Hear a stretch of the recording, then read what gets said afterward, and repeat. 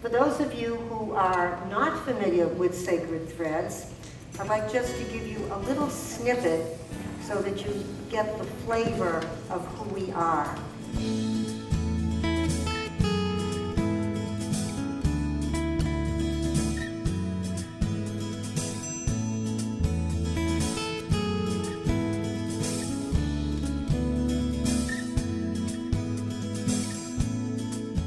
Grace begins with eye contact, compassion.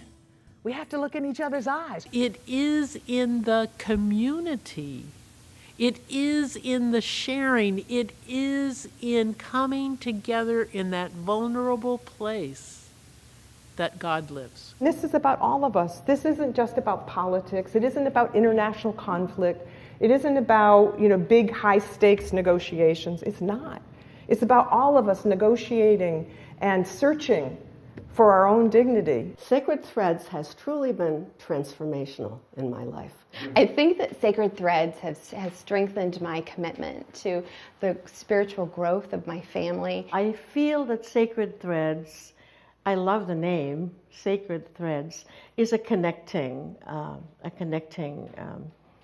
organization. We have found that the connections that women have been making through their relationships, through coming to Sacred Threads events, through the circles, through spiritual direction and pastoral counseling, Sacred Threads has become a way for women to bond more deeply with one another through spirituality. I came to Sacred Threads after a really horrendous experience. My husband died very tragically 3 years ago, and I was desperate for that kind of connection. And Rosemary and Sacred Threads, they weren't a thread, they were a lifeline. And we met several women who were hanging on literally by a thread, others whose lives were really entangled and gnarled up in a variety of ways, and still other people whose lives were laced with guilt, shame, whatever.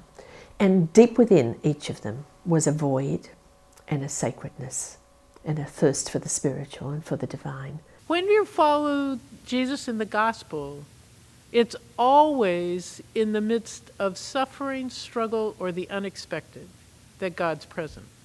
That God is in those horrible things that I'd rather give back, that I'd rather not experience, that I'd rather not wrestle with.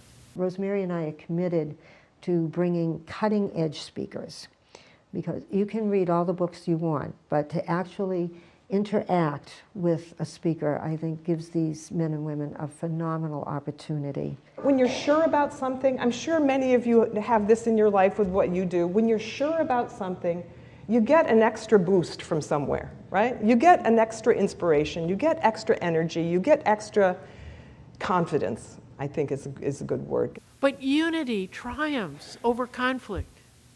And in our beloved Roman Catholic Church, we've got some triumphing to do. But I do think there's a hunger for connection. It's not about doctrine. It's not about rules. It's about community. I'm a Presbyterian now. We talk about the Apostle Paul, who says that God's grace is sufficient for me. So we kind of box God in sometimes, I think, when we talk about grace in religious terms, because I believe that grace was around before religion began, because God has always been here. None of us have the whole answer, and each one of us can learn from the other. And so I think as our world gets smaller in many ways, we need more unity. And so this approach enables us to learn from one another. We're all really on different paths to the same end. So why not be enriched by what other people can teach us? And Marie and I have actually gained greatly ourselves. I'm so emotional thinking about these two women, Rosemary and Marie, because they have been there for me in so many different times in my life, and have called on me to share my gift of music.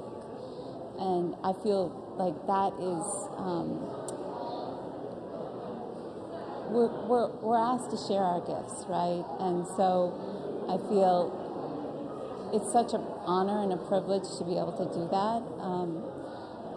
And in the setting that they create in the people that they bring together, who are hungering for a way to show their love for God and to do the work and do with the work, whatever that is. Sacred Threads has been very special to me and my husband particularly. We're retired now, and finding where God's ways of recycling us with our gifts. I'm a professor. We still have some energy and some of these gifts left to give to the world. And consequently, it's good to be with kindred spirit, like Sacred Threads, where we can be open about our issues as well as be sources of experience and even a bit of wisdom for the younger ones. After coming out of the early years in religious life, that was very traditional. I feel all of the stories of these women have opened me up in different ways and have gotten me to maybe deal with issues that I may not have dealt with had I stayed in that traditional mode. Think about how resilient we can be if we know that even if somebody mistreats us, it doesn't mean we're worthless. Right? Once you stay on the ground in a remote area where you don't have infrastructure and you don't have planes and you don't have TV and there's no distractions, you are forced to look in the eye of the person in front of you. You are forced to listen to that person, and you are forced to cry with them if they're in pain. And that's what happened to us in South Sudan. A mother's pain became our pain. Her story became our story. And a way to try to heal her was a way to heal myself. But everybody has a different shape. And there must be room for everyone's shape. Whoa. Isn't that sacred? That God makes no mistakes, and so everyone is welcome. If we want to meet God, there has to be room for everyone in our concern, in our care, in our love. I think we want to expand and grow what we've begun. And that may even spread and grow to different parts of the country. 4 years ago, my faith was pretty limited.